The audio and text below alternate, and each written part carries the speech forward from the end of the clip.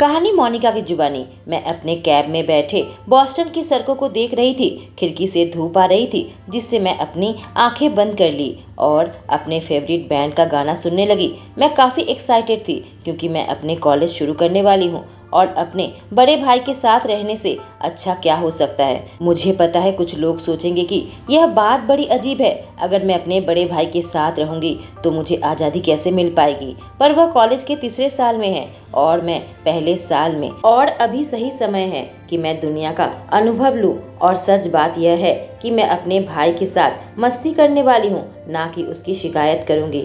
यह सोचकर मेरे चेहरे पर मुस्कान आ गई कि उसने कहा है मुझे कॉलेज, अपने दोस्तों और यह शहर दिखाएगा। विश्वास करो मोनिका, तुम्हें यहाँ बेहद अच्छा लगेगा, उसने कहा था। मुझे पता है मेरा भाई बेहद मेहनत करता है ताकि मेरी मम्मी पापा को खुश कर सके, और मैं भी यही करना चाहती हूँ। उसे कॉलेज एडमिशन के लिए ज़्यादा मेहनत नहीं करनी पड़ी थी क्योंकि वह फुटबॉल टीम में था, जिससे उसे आसानी से एडमिशन मिल गया था और अभी वह टीम का कैप्टन है। हाई स्कूल में मेरा भाई अविनाश लड़कियों के बीच में काफ़ी पॉपुलर था और सबसे हॉट लड़का था और एक तरह से मेरा बॉडीगार्ड था, इसलिए मेरा कोई भी बॉयफ्रेंड नहीं था। कोई भी अविनाश की छोटी बहन से उलझना नहीं चाहता था। लड़कियां मधुमक्खियों की तरह उसके आसपास भिनभिनाती थी। अगर हम एक ही घर में रहेंगे तो क्या उसकी प्राइवेसी खराब नहीं होगी। मैं लड़कियों को उसके साथ मोहब्बत करते नहीं देखना चाहती, पर ना मेरे मम्मी पापा मुझे अलग रहने देंगे और ना ही अविनाश। तो मेरे पास दूसरा कोई चारा नहीं है। अविनाश मेरे डैड से भी ज़्यादा मेरी हिफाजत के लिए तत्पर रहता है। ड्राइवर की आवाज़ से मेरी ध्यान भंग हुई। हम पहुंच गए हैं मैडम। मैं सामने सफ़ेद रंग की बिल्डिंग को देखी जो 2 मंजिला थी। मन में संतुष्टि थी। एक बार यहाँ आई थी जब अविनाश पहले साल में था। ज़्यादातर वह हमारे घर न्यूयॉर्क में आता है, ना कि हमें आने देता है। दरवाज़ा खोलते ही मैंने कहा, मैंने तुम्हें बहुत मिस किया। मैं भी तुम्हें बहुत मिस किया मोनिका, अविनाश ने कहा। अंदर आ जाओ। वह मेरे सूटकेस अंदर लाने लगा। समुद्र की लहरों की आवाज़ आ रही थी जब वह किनारे से टकरा रही थी। मेरी आंखें बड़ी बड़ी हो गई जब मैं बेबी पियानो देखा। पहली बार जब मैं आई थी तो यह यहाँ नहीं था। अविनाश के चेहरे पर एक नखरे की मुस्कान आ गई। अविनाश ने कहा, मैंने यह खरीदा है, मुझे पता है तुम्हें पसंद आएगा। क्या तुम मजाक कर रहे हो, मैंने उससे कहा, और वह हंसने लगा। मेरा सूटकेस लेकर मेरे कमरे की ओर जाने लगा। जब मैं घर का सामान देखते हुए लिविंग रूम में चलकर जा रही थी, मैं लगभग गिरने वाली थी। जो मैंने देखा था या जिसे मैंने देखा था, एक लड़का सोफे पर सो रहा था, पर मैं उसका चेहरा नहीं देख पा रही थी क्योंकि वह किताब से उसका चेहरा छुपा रखा था। मैं अपने सामने के दृश्य में डूबने लगी। मुझे इसके बाजू में डूबना नहीं चाहिए जिसमें काफ़ी मसल लगे हुए थे, पर बहुत ज़्यादा नहीं थे। क्या यह अविनाश की फुटबॉल टीम में से है? वह लंबा और पतला था, साधारण कपड़े पहन रखे थे, बस काली शर्ट और जींस, पर इतना हैंडसम क्यों लग रहा था। मेरा चेहरा गर्म होता हुआ महसूस हुआ। 1 मिनट, क्या मैं ब्लश कर रही हूँ? एक लड़के के लिए जिसका चेहरा अब तक मैंने देखा भी नहीं है। मेरे हार्मोन्स, 18 साल की लड़की हूँ, कोई 15 साल की लड़की नहीं। मैं झुककर देखने लगी कि कौन सी किताब पढ़ रहा था। बिजनेस मैनेजमेंट की, इकोनॉमिक्स की किताब थी। मैं राहत की सांस छोड़ी। कम से कम कोई घटिया मैगजीन नहीं पढ़ रहा। मैं नहीं चाहती कोई विकृत इंसान मेरे घर पर ऐसे ही मंडराता रहे। शायद यह लड़का भी मेरे भाई के साथ हो। मेरे अंदर उत्सुकता बढ़ने लगी। मैं खुद को रोक न सकी। मैं किताब को हल्के से पकड़ा। मैं किताब को उससे दूर हटाना चाहती थी। शायद इस किताब की वजह से उसे सांस लेने में दिक्कत हो। जैसे ही मैं किताब हटाने लगी, वह लड़का ठमकने लगा और हड़बड़ी से उठ बैठा। बिल्कुल अबाक रह गई और मेरे मुंह से हल्की सी आवाज निकली जब वो किताब जोर से नीचे गिरा। उसने मेरे कलाइयों को कसकर पकड़ लिया जिससे मैं चिल्ला उठी। उसने सोचा होगा किसी तरह की सीरियल किलर हूँ, उसकी नींद में उसकी हत्या करना चाहती है। इसका रिफ्लेक्स इतना अच्छा क्यों है? मेरा दिमाग काम करना बंद कर दिया जब मैं उसकी तीव्र अंबर आंखों को देखी जो मेरे पन्ने की तरह हरे आंखों में डूब गया। मेरा दिल उसी जगह पर जम गया और मेरे नस में खून दौड़ने लगा। ऐसा भी लग रहा था कि मेरे कांपते हुए पैरों से मैं खुद को ज्यादा देर तक संभाल नहीं पाऊंगी, जैसे कि मैं गिर जाऊंगी अगर वह अब मेरा हाथ छोड़ दे तो। मैं अब तक के सबसे हैंडसम लड़के की ओर देख रही थी। मैं गटकने लगी, मेरा गला सूखने लगा। मैं उसके खूबसूरत अंबर आंखों में डूबने लगी थी जैसे मुझ पर किसी ने जादू टूना कर दिया हो। वह लड़का काफी झुंझलाहट में लग रहा था क्योंकि मैं उसकी नींद खराब कर दी थी, पर फिर उसके भाव नरम होने लगे जब मुझे देख रहा था। मोनिका, वह फुसफुसाया और मेरे रीढ़ की हड्डी से एक सिहरन नीचे उतरी, शायद इसलिए कि एक हैंडसम लड़का जिससे मैं अभी अभी मिली हूँ इतने प्यार से मेरा नाम फुसफुसाया। मैं देख रहा हूँ कि तुम दोनों आपस में मिल लिए। मेरे भाई की आवाज़ से मैं उछल पड़ी और साथ के साथ मेरी कलाइयों में उसकी पकड़ गायब हो गई। अविनाश सामने खड़ा था, उसके हाथ उसकी पॉकेट में थे और चेहरे पर नखरे की मुस्कान थी। मैं सीधी खड़ी हो गई, अपने बालों के गुच्छे को कान के पीछे किया और वह लड़का मेरे भाई अविनाश को देखने लगा। भैया ने हमारी जान पहचान करवाई। मोनिका, यह क्रिश है और क्रिश यह मेरी बहन मोनिका। मेरी आंखें बड़ी बड़ी हो गई। तो यह क्रिश है मेरे भाई का बेस्ट फ्रेंड जिससे मैं कभी नहीं मिली। इसे मैं कैसे जानती हूँ? यह बहुत ही साधारण बात है। मेरी माँ दिन भर इसी का नाम लेती है। कई बार अविनाश से फ़ोन पर इसके बारे में बात करती है और जब अविनाश घर पर न्यूयॉर्क में आता है डिनर के समय इस लड़के की बात चलती है। मेरी माँ कहती है कैसे क्रिस को स्पॉन्सरशिप मिला, क्योंकि पढ़ाई में बेहद अच्छा है, वह क्लास में टॉप रहता है और कितना मेहनती है। इसका मकसद है कि अपना अच्छा करियर बनाए और उसके परिवार से उसे इस बात का सहारा भी नहीं मिला और साथ ही मेरे भाई की फुटबॉल टीम में भी है। मेरी माँ इसलिए खुश रहती है कि मेरा भाई भी अपने बेस्ट फ्रेंड के साथ रहता है, इसका मतलब अच्छी संगत में है। तो आखिरकार क्रिस के मुंह से निकला, काफी चिढ़ा हुआ लग रहा था। मोनिका से मुलाकात हुई। उसका बात सुनकर मैं सोचने लगी आखिर मेरे भाई ने मेरे बारे में इसे क्या बकवास बताई होगी कि मैं इसकी बिगड़ी हुई बहन हूँ। विनाश ने हंसते हुए क्रिस से कहा, हमारे पास और भी वक्त है आपस में बात करने को। फिर मेरी ओर देखकर कहा, मोनिका तुम अभी आराम करो, यात्रा से थक गई होगी, रात को हम फिर मिलते हैं और तुम्हें एक मस्त बार दिखाऊंगा। मैंने अपनी आंखें घुमाई और फिर चेहरे पर मुस्कान आ गई। इसे पता है मेरे चेहरे पर मुस्कान कैसे लानी है। ठीक है कहते हुए मैं अपने कमरे में आ गई। मैं बाथरूम के अंदर आकर सांस छोड़ने लगी और अपने चेहरे को आईने में देखने लगी। अनजाने में ही मैं खुद को कोसने लगी। देखा कि 4 घंटे की यात्रा मैंने न्यूयॉर्क से बॉस्टन तक कैब में की थी, उससे मेरा चेहरा फीका पड़ गया था। मेरे होंठ सूख गए थे और बाल भी बिखरे हुए थे। मैं कितनी बेवकूफ़ हूँ। क्या यह क्रिस का प्रभाव की असुरक्षा है? ऐसा नहीं है कि मैं उसके जैसे खूबसूरत लड़का आज तक नहीं देखा। मैं आराम करना चाहती थी। शाम के 7 बजे अपने कमरे से बाहर निकली। एक लंबी बाजू की लाल क्रॉप टॉप पहना था और काली जींस। मैंने अपने सुनहरे घुंघरे वालों को ज्यादा कुछ नहीं किया था, उसे अपने कंधे पर गिरने दिया था। नए परफ्यूम की खुशबू लेते हुए मैं गहरी सांस ली। जब लिविंग रूम के अंदर आई, क्रिस वहीं बैठा था। दीवारों पर जो बुक सेल्फ टंगी थी वहां पर किताबें देख रहा था। हाय मैंने बुलाया, जिससे वह मेरी ओर मुड़कर देखा। उसे छोटी सी मुस्कान दी और उसके बाद चलकर मैं किचन में आने लगी। जब मैं फ्रिज के अंदर खाने का सामान ढूंढ रही थी, मुझे एहसास हुआ उसकी नजरें मुझ पर थी। जब मैं उसे देखी तो वह मुझे निहार रहा था। पानी की बोतल निकालकर मैं फ्रिज पर अपनी पीठ टिका दी और कुछ और नहीं बल्कि उसे देख रही थी, क्योंकि मेरा दिल उसके तीव्र दृष्टि से काफी जोर से धड़क रहा था। मैंने सांस छोड़ा। एक पल के लिए लगा मुझे एक बोतल पानी से कुछ नहीं होगा, 1 गैलन पानी चाहिए। क्या तुम? मैं बीच में रुकी। अजीब सा लग रहा था। मुझे ऐसे घूर कर देखना बंद नहीं कर सकते? अपना सिर उसकी ओर घुमाकर कही, जैसे कि अभी देख रहे हो। और फिर मैं दूसरी ओर देखकर पानी पीने लगी। क्या मैं किसी खूबसूरत चीज को नहीं देख सकता? उसकी आवाज से मेरा दम लगभग घुटने वाला था, पर मैं किचन काउंटर के ऊपर अपना पानी मुंह से निकाल फेंका, उसकी तरफ मुड़ी और लज्जित हो गई। हाथ के पीछे से अपने मुंह पर लगे पानी को पोंछने लगी। उसने उपहास किया, मुझे यकीन है अविनाश मुझे इसके लिए जान से नहीं मारेगा। यह बस एक प्रशंसा है। कैसी प्रशंसा? अविनाश वहां आ गया। क्या हम अभी निकल रहे हैं? क्रिश कैबिनेट से कार की चाबी ली और अविनाश की ओर फेंका। अविनाश ने कहा, चलो, और हम उसके पीछे पीछे जाने लगे। बार में बैठे बैठे मैं अपने ड्रिंक पीने लगी थी। अविनाश ने जैसा कहा था, ड्रिंक काफ़ी टेस्टी था। यहाँ का माहौल काफ़ी अच्छा था, पर इस बात से मैं अस्थिर नहीं हो रही थी और न ही क्रिस की वजह से, जिसने आज मुझे 2 बार ब्लश करवाया था।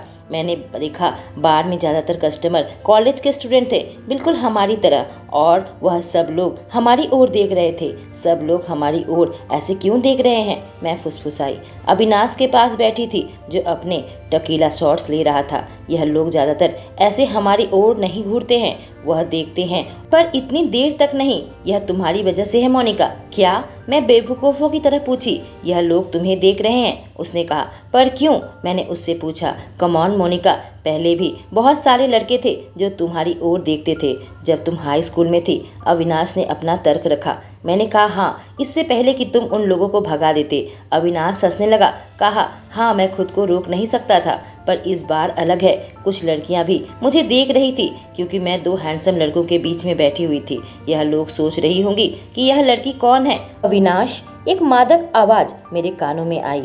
देखा तो सामने एक लड़की खड़ी थी। क्या डांस करना चाहोगे? एक काले बालों वाली लड़की मेरे भाई के कंधे में हाथ रखकर खड़ी हो गई और मेरे भाई के चेहरे पर नखरे की मुस्कान थी। मैं चिड़चिड़ापन में उपहास करने लगी। मैं अपने भाई को ज्यादा प्रोटेक्टिव मानती हूँ, पर शायद मैं भी ऐसी हूँ। बस हम मामले को अलग तरीके से हैंडल करते हैं। मुझे पता है अविनाश मजा करना चाहता है और कर भी सकता है क्योंकि वह लड़का है।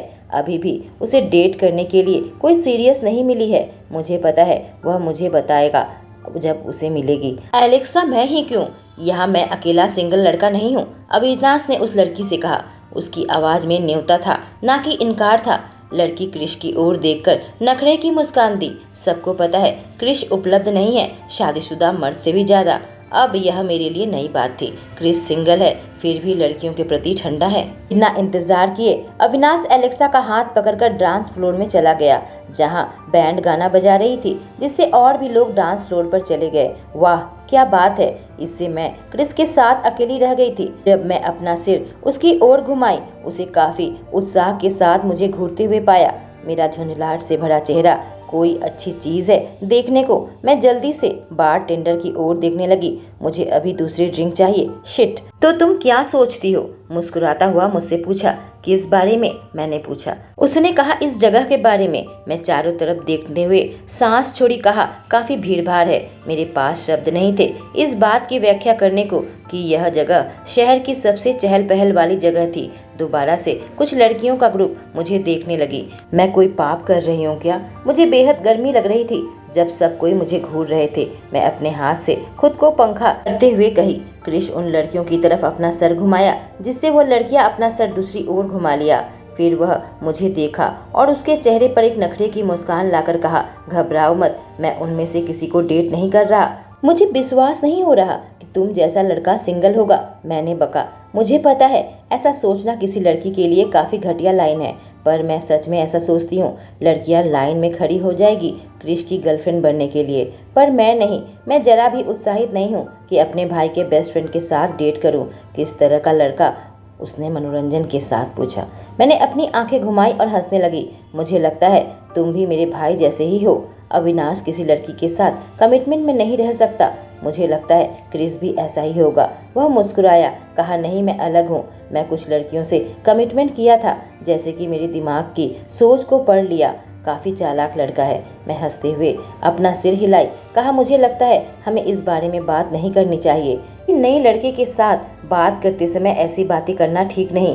क्या हमें कॉलेज के बारे में बात नहीं करनी चाहिए, या उसका मेजर सब्जेक्ट, या फिर फुटबॉल के बारे में? क्यों नहीं, मैंने तुम्हारे बारे में काफ़ी कुछ सुन रखा है और मुझे लगता है तुमने भी मेरे बारे में सुना होगा। वह मुंह दबाकर हंसा। मैं इनकार नहीं कर सकी। क्या सच में? क्या सुना है तुमने? वह मेरे बेहद करीब आ गया और खिलाड़ी की तरह मुस्कान देता हुआ मेरी आंखों में देखने लगा, जिससे मेरी सांस गले में ही अटक गई। मोनिका स्पेंसर 18 साल की, केमिकल इंजीनियरिंग लेकर मेजर करने वाली है, पियानो बजाना पसंद करती है और 4 साल की उम्र से यह कर रही है। और मुझे तो तुम्हारा फेवरेट कंपोजर के बारे में भी पता है। तुम आर्किटेक्चर लेकर पढ़ना चाहती थी, पर तुम्हारे पेरेंट्स ने मना कर दिया। वह चाहते हैं ऑयल गैस के लाइन में तुम पढ़ाई करो। तुम्हें हैरी पॉटर की मूवी पसंद है, यहाँ तक कि उसके एक एक डायलॉग याद रखती हो। यह सुनकर मैं जोर जोर से हंसने लगी और वह भी हंसने लगा, जिससे और लोग हमारी ओर देखने लगे थे। कुछ जवाब देने के लिए मैं मुंह खोलने ही जा रही थी कि उसने बीच में काटा, पर तुम्हारे बारे में एक ऐसी बात है जिसने मुझे घेरे में ले लिया था। वह मुझे जांचते हुए कहा, मैंने पूछा, क्या कि तुम्हारा कभी कोई बॉयफ्रेंड नहीं था? मुझे लगा था अविनाश झूठ कह रहा है, अपना ईगो शांत करना चाहता था कि वह तुम्हारा रक्षक है, पर अब मैं देख सकता हूँ कि वह तुम्हारे ऊपर यूं कॉलेज में भी नज़र बनाए रखना क्यों चाहता है। मैंने त्योरी चढ़ाई, पर पूछने से खुद को रोक नहीं सकी। मैंने कहा, क्यों चाहता है? क्रिश मेरे और करीब आ गया, इतनी तीव्र दृष्टि से मुझे देख रहा था कि मुझे नजरें हटाने में भी घबराहट हो रही थी, क्योंकि मोनिका स्पेंसर, तुम एक अच्छी लड़की हो जिसे हर एक खराब लड़का पाने का ख्वाब देखता है। उसने धीरे से मौत की वाणी सुनाई। मैं बिल्कुल बिदक उठी। जिस तरह से उसने यह बात कही थी, मेरे अंदर सिहरन सी उठी, जैसे कि वह खुद ही खराब लड़का है।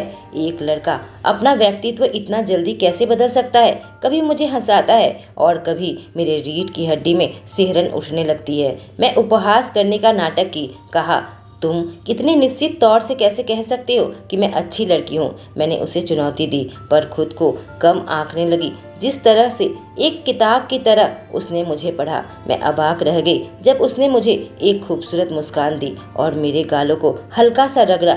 जब उसने मेरे बालों के खुले गुच्छे को कान के पीछे किया और वह लम्हा मेरे गाल को गर्म कर दिए। मेरे शरीर में बिजली सी दौड़ी। उसके स्पर्श से मैं बिल्कुल जम गई थी। देखो, वह हंसने लगा।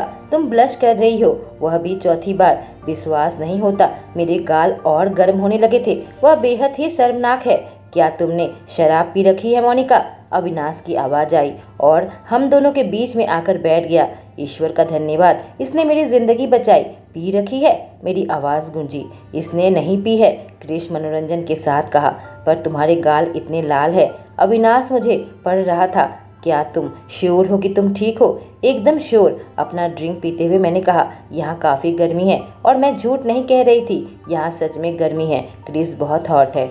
मैंने पूछा, अविनाश डांस कैसा था? उसने कहा, बहुत मज़ा आया, पर काश क्रिश मुझे अकेला नहीं छोड़ता कि मैं सिर्फ इसका मज़ा उठाऊं। मैं हंसने लगी। कहा, तो फिर यह सच है कि तुम किसी लड़की में इंटरेस्टेड नहीं हो क्रिश? मज़े के लिए भी नहीं? शायद यह सच में मेरे भाई से अलग है। अच्छी बात है। एक बात मैं अपने भाई के बारे में भी जानती हूँ, वह किसी अच्छी लड़की के साथ ऐसे डेट नहीं करता। वो उन्हीं लड़कियों के मजे लेता है जो यह करना चाहती है। मैं इंटरेस्टेड हूँ, क्रिश ने कहा। उसकी आवाज़ में कोई भाव नहीं थे। मेरी एक गर्लफ्रेंड थी। इस बात से मैं हैरत में पड़ गई। यह किसी लड़की के साथ सीरियस रिश्ते में था। मेरे भाई जैसा नहीं है, अविनाश ने आगे जोड़ा। 2 साल के लिए, 6 महीने पहले इसका ब्रेकअप हो गया। उसने जारी रखा, क्योंकि उसे पता है मैं उत्सुक होंगी और अब मुझे लड़कियों के साथ अकेला छोड़ देता है। मैं क्रिस को देख रही थी। उसके चेहरे पर अब भी भाव नहीं थे। शायद अभी थोड़ी देर पहले इसके बारे में मेरी सोच गलत थी। यह खराब लड़का नहीं है, बल्कि ईमानदार बॉयफ्रेंड था। पर इसका ऑरा मुझे अलग क्यों बता रहा है? क्यों मुझे खतरा महसूस हो रहा है? वह लड़की इसके लायक नहीं थी, अविनाश टकीला पीता हुआ कहा। और उस पल क्रिश की आंखों में कुछ देखा, एक दर्द। अंबर आंखें ठंडी पर दर्द से भरी हुई थी। क्या अपनी एक्स गर्लफ्रेंड से बाहर नहीं निकल पाया? मैं अपना सर हिलाने लगी। सच में यह रहस्यमयी लड़का है और मेरे दिल में इसके लिए कई तरह के सवाल उठने लगे थे। आज बॉस्टन यूनिवर्सिटी में मेरा पहला दिन था। मैं काफ़ी उत्साहित थी। अविनाश पहले ही फुटबॉल प्रैक्टिस के लिए निकल गया था। मैं उसके टीम को देखना चाहती हूँ। मेरे चेहरे पर मुस्कान थी। मैं गहरी सांस ली और आज़ादी अनुभव करने लगी। अब यहाँ मेरे पेरेंट्स नहीं हैं, तो मैं जो मर्जी कर सकती हूँ। एक लड़की से मेरी मुलाकात हुई। उसका नाम स्टेसी था। उसने बातों बातों में बताया कि वह पीजी में रहती है। मैंने कहा, मैं अपने भाई के साथ रहती हूँ। क्लास के बाद क्या तुम मेरे साथ आना चाहोगी? मैं हंसने लगी। कहा, जरूर। स्टेसी ने बताया, मैं ऑर्केस्ट्रा ज्वाइन करने के लिए मरी जा रही हूँ। मेरी आंखें बड़ी बड़ी हो गई। कहा, क्या इनके पास ऑर्केस्ट्रा है? मैंने हाई स्कूल में कभी म्यूजिक क्लब ज्वाइन नहीं किया था। उसने कहा, हाँ है। क्या तुम कुछ म्यूजिकल इंस्ट्रूमेंट बजाती हो? मैंने सच कहा, मैं पियानो बजाती हूँ। उसने कहा, क्या सच में? मैं वायलिन बजाती हूँ, पर तुमसे ऐसी उम्मीद नहीं थी। मैंने अपनी भौं ऊंची की। कहा, माफ करना, मुझे लगा था तुम चीयर लीडर टाइप की होगी। तुम्हें क्लासिकल म्यूजिक में इंटरेस्ट है, मुझे नहीं पता था। तुम बारबी डॉल की तरह बिल्कुल खूबसूरत और गॉर्जियस हो। लोग तुम्हारी ओर मुड़ मुड़ कर देख रहे हैं। मैं जोर जोर से हंसने लगी। मैंने मुझसे भी ज़्यादा खूबसूरत लड़की देखी है। इसके साथ क्लब की ओर जा रही थी, तभी किसी की आवाज़ आई, हाय मोनिका। जब मैं मुड़कर देखी तो मेरे सामने एक लड़का खड़ा था। वह लंबा था, काफ़ी दुबला था। उसके भूरे रंग के घुंघरेले बाल थे, भूरी आंखें थी, काफी घबराया हुआ सा लग रहा था। मुझे देखकर मुस्कुराया। मैंने तुम्हें पहले भी देखा है, खुद को तुमसे बात करने को रोक नहीं पाया। हम सुबह एक ही क्लास में गए थे। मेरा नाम दीपक है। उसने मुझे हाथ मिलाने के लिए अपना हाथ बढ़ाया और मैंने उससे हाथ लिया। मैंने कहा, दीपक, पहले हम कभी मिले हैं क्या? उसने कहा, दरअसल हम एक ही हाई स्कूल में पहले जाते थे, न्यूयॉर्क में, जिससे मैं चौंक उठी। मुझे ग्लानि थी कि मैं उसे पहचान नहीं पाई। मुझे माफ़ करना, मैं तुम्हें पहचाना कोई बात नहीं। उसने बीच में काटा, क्या इसके बाद तुम्हारी कोई क्लास है? मेरा मतलब हम साथ में लंच कर सकते हैं, अगर तुम बुरा ना मानो तो। मैं मुंह खोलने गई, फिर मेरे मुंह से आवाज़ नहीं निकली। स्टेसी की ओर मुड़ी और हम दोनों बिल्कुल खोए हुए भाव से एक दूसरे को देखने लगे। इसके बाद मेरा एक क्लास है जो कि शुरू होने जा रहा है। स्टेसी ने घड़ी देखी। उसने कहा, 15 मिनट में। माफ़ करना, मैं तुम दोनों को ज्वाइन नहीं कर पाऊंगी। उसने कहा। मैं इस द्वंद में पड़ गई। मैं झूठ बोलने की आदी नहीं हूँ। फिर मैं दीपक को कैसे इनकार करूँ? मेरा नहीं है, इतना ही बोल पाई थी। माफ़ करना ड्यूड, यह मेरे साथ लंच करेगी। एक आवाज़ अचानक से विघ्न डाला और मैं उस ओर देखी। अविनाश मेरे सामने आकर खड़ा हो गया और मुझे अपने करीब खींच लिया। दीपक के चेहरे का रंग उड़ गए थे जैसे ही उसने अविनाश को देखा। उसके पास पीछे हटने के अलावा और कोई उपाय नहीं था। यह बहुत ही मतलबी था। अविनाश, मैंने उससे कहा, जो अभी दीपक के पीठ को घूर रहा था। स्टेसी ने अपना गला साफ किया जिससे हम दोनों उसकी ओर देखने लगे और वह गटकने लगी। मैंने कहा, अविनाश, यह मेरी दोस्त स्टेसी है और स्टेसी यह अविनाश है। हाय स्टेसी, अविनाश ने कहा और उसके गाल टमाटर की तरह लाल हो गए। हाय अविनाश कहकर वह शर्माने लगी। मुझे नहीं पता उसके दिमाग में क्या चल रहा था। मुझसे कही, उसके बाद मेरी एक और क्लास है, मैं चलती हूँ, तुम दोनों लंच करो। तुम्हारे भाई से मिलकर काफ़ी अच्छा लगा। अब तुम देख रही हो ना, मुझे क्यों तुम्हारे ऊपर नज़र बनाने की ज़रूरत है? अविनाश ने कहा। अच्छी बात नहीं है अविनाश, आज मेरा कॉलेज का पहला दिन है और मैं दोस्त बनाना चाहती थी। मुझे वह लड़का पसंद नहीं, अविनाश ने कहा। अविनाश, मैं उसे चुनौती दी। मोनिका, मैं एक लड़का हूँ और मुझे आभास हो रहा है यह लड़का बड़ा अजीब है। इसे देखकर ऐसा लग रहा था कि वह तुम्हें लंच में खा जाना चाहता हो। मैंने कहा, मुझे कब बॉयफ्रेंड मिलेगा? तुम किसी को मेरे करीब आने ही नहीं देते। मैं आने दूंगा जो लड़का तुम्हारे लायक होगा। अविनाश ऐसे ही कह डाला और मैं अपनी आंखें घुमाने लगी। अभी बॉस्टन यूनिवर्सिटी में मुझे 2 ही दिन हुए थे और मैं अभी घर पर यूं बैठी बैठी असाइनमेंट कर रही थी। हालांकि हाई स्कूल से मेरे पास काफ़ी ज़्यादा समय है, फिर भी काफ़ी सारी चीज़ है जो मुझे करनी है। मैं पढ़ाई में परफेक्ट रहना चाहती हूँ। शायद मुझे स्टेसी के साथ शहर में घूमना चाहिए था। मैं घड़ी देखी तो रात के 11 बज रहे थे। अविनाश कहाँ है? वह अभी तक वापस क्यों नहीं आया? मुझे याद नहीं आ रहा था कि उसने कहा हो कि उसकी फुटबॉल प्रैक्टिस है। शायद उसकी कोई डेट हो। तभी डोरबेल बजी। मेरा मूड काफ़ी अच्छा हो गया। वह आ गया। जब मैं दरवाज़ा खोली मैं बिल्कुल चौंक उठी जब सामने क्रिश खड़ा था। हाय, मुंह दबाकर हंसा और मेरे पेट में तितलियां नाचने लगी। एक सफ़ेद शर्ट और एक लेदर जैकेट पहना हुआ था, जींस पहनी हुई थी और हमेशा की तरह वह खतरनाक रूप से हैंडसम लग रहा था। हाय, मैंने एक मीठी मुस्कान दी। अविनाश अभी तक घर नहीं आया, अपनी जगह से बिल्कुल नहीं हिला।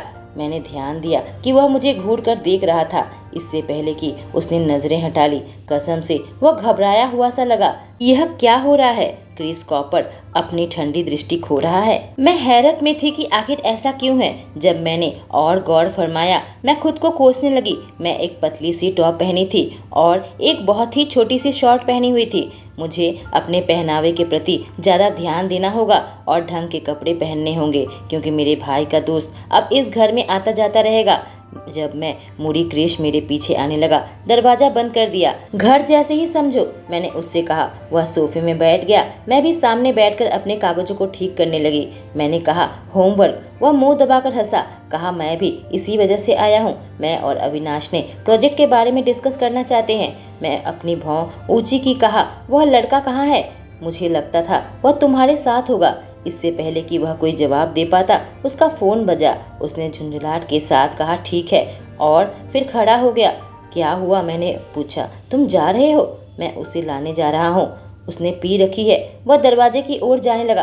क्या? मैं चिल्लाई। अविनाश ऐसा लड़का नहीं है जो शराब के नशे में धुत हो। शायद उसने बहुत ज़्यादा पी ली होगी। मेरा अनुमान है कि शायद वह कोई खास मौका होगा, कृष ने समझाया, जैसे कि जानता हो मैं क्या सोच रही हूँ। इस बात को देखते हुए कि वह बहुत कम ही नशे में चूर होता है। रुको, मैं भी आती हूँ, मैंने जोर डाला और क्रिस मुझे तीखी दृष्टि से देखा। तो जाओ अपने कपड़े बदल लो।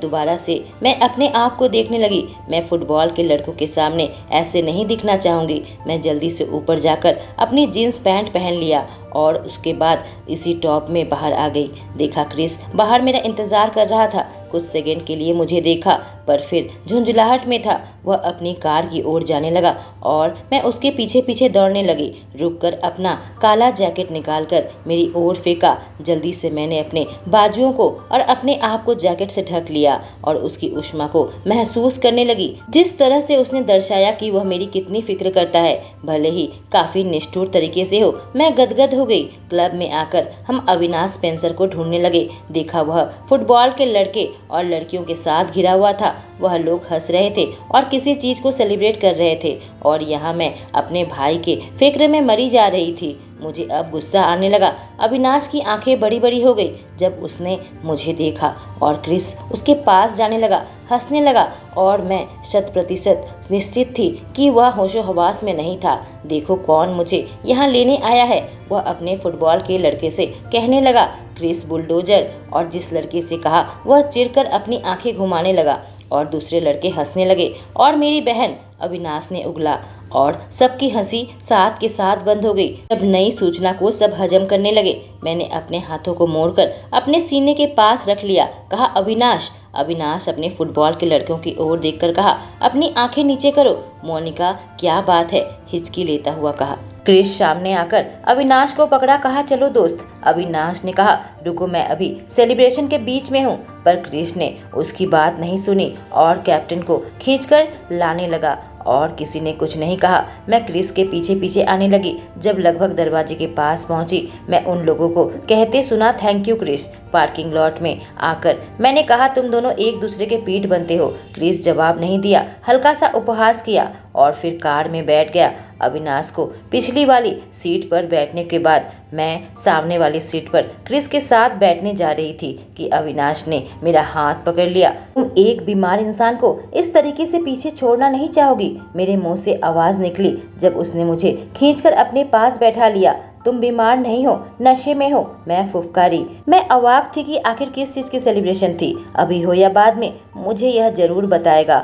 तुम लोग बहुत ही अच्छे हो, अविनाश कहता हुआ मेरे कंधों पर सर रखा और कुछ ही देर में सो गया। घर आने के बाद क्रिश अविनाश को उठाकर उसके कमरे में ले आया। मैंने देखा क्रिश उसे उठाकर ले आया था पर वह हाँफ नहीं रहा था। मेरी तरफ ऐसे देखना तुम दोनों बंद करो, अविनाश ने कहा। ठीक है दोस्त, मैं जा रहा हूँ, क्रिश ने कहा। मैंने कहा थैंक यू क्रिश और वह अपना सर हिलाया। क्रिश, अविनाश ने पुकारा। उसकी आवाज ऐसी लगी कि अब भी काल्पनिक दुनिया में ही है। क्रिश रुका और उसकी ओर देखा। मैं जानता हूँ कि अपनी बहन को तुम्हारे साथ मैं बिना किसी फिक्र के छोड़ सकता हूँ। मैं बिल्कुल चौंक उठी। वह पिया हुआ है, फिर भी उसके मुंह से जो सब निकले, हम बड़े ही अजीब स्थिति में थे। मैंने क्रिस की ओर एक नज़र चुराई, लेकिन जैसे ही उसने मुझे देखा, मैं तुरंत अपनी आंखें हटा ली और मेरा दिल धड़कने लगा। बेवकूफ़ अविनाश। मोनिका अपने बड़े भाई के बेस्ट फ्रेंड को देखकर कुछ महसूस करने लगी थी।